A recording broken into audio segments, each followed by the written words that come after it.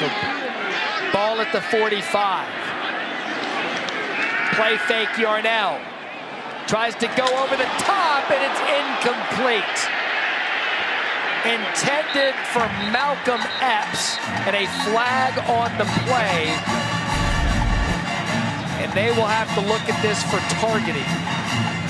Let's bring in our rules analyst, Matt Austin. Matt, what are you seeing here on the replay?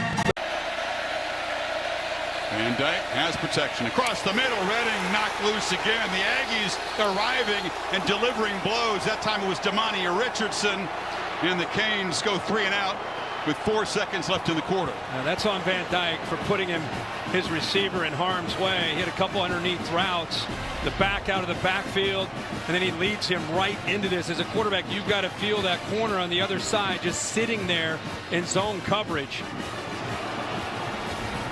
Receiver really never had a chance, and I'm sure Van Dyke's telling his receiver, that one's on me, that's my bad, I should have felt that.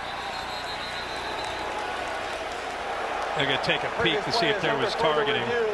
Potential targeting. Well, look at the crowd booing here. Brian George already has been disqualified for the game with a targeting. Now they're taking a look at Richardson. George lowered his helmet. Ooh. Bill Lamagna totally agree with the first call of targeting tonight. Bill, how do you see this one? He's got the crown of the helmet down again. He does. So they're in trouble when they do that. They're going to go with a targeting call here. I think they will too. It's very similar to the last one as far as the technique. I mean, he's lowering the helmet. I mean, that's why you guys put this rule in, right? It's for these kind of hits. These kind of hits. To protect the defender. Yeah, because it crushes the neck. Right. Yeah.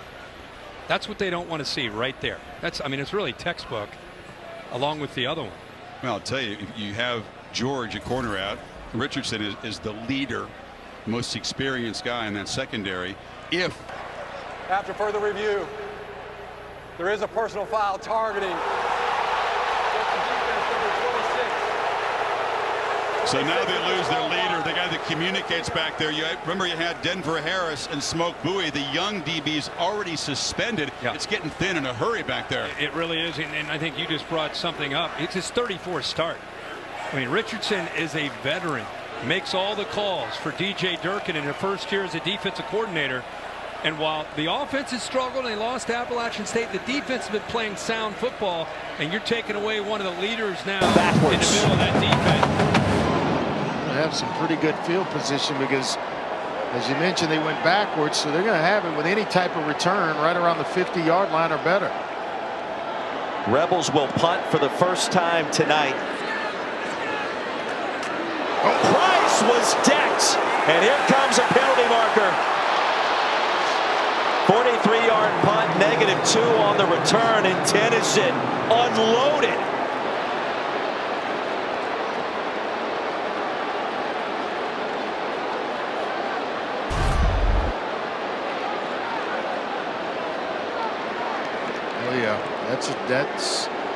That's being whistled, and it's a defensive player. Personal foul, targeting, number 13, kicking team. That play is under further review. That is why the rule is in place. We already saw Troy Brown exit this game. They're playmakers and leaders.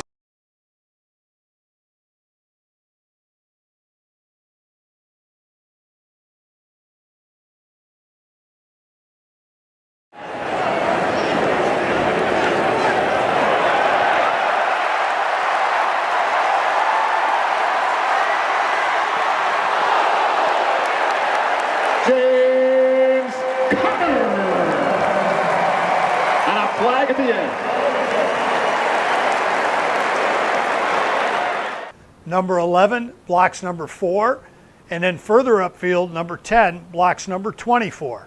So, Tim, first of all, blindside blocks. In itself, is that a foul? See, it's funny because a blindside block by itself is not a foul. But we do have categories of illegal blindside blocks, which obviously would be a foul. If you look at these two blocks, they would not fall into the category of illegal blindside block, because we're going to ask ourselves some questions. Did the defender see the block coming? Was the contact forcible? And was the contact not with an open hand? and or arms or whatnot. And all of these particular blocks don't fall into that category. So even though they're technically from the blind side, meaning the player could not see the block coming, the contact is enforceable enough to where we would want to call it an illegal blindside block. These are not safety foul blocks. Change of possession plays, we get into reverse mechanics. These can be even more difficult because who's got runner, who's got blocks, picking up these people is a key thing for reverse mechanics. Well, and that's a good point, because when we get into this situation where we have a return of some sort, we do put ourselves as officials in different positions and we're looking at different things. Regardless, we have to transition to the zone, we have to go back to the basics, point of attack blocks and backside blocks, and use our zones to our advantage so we can see any type of illegal action that would warrant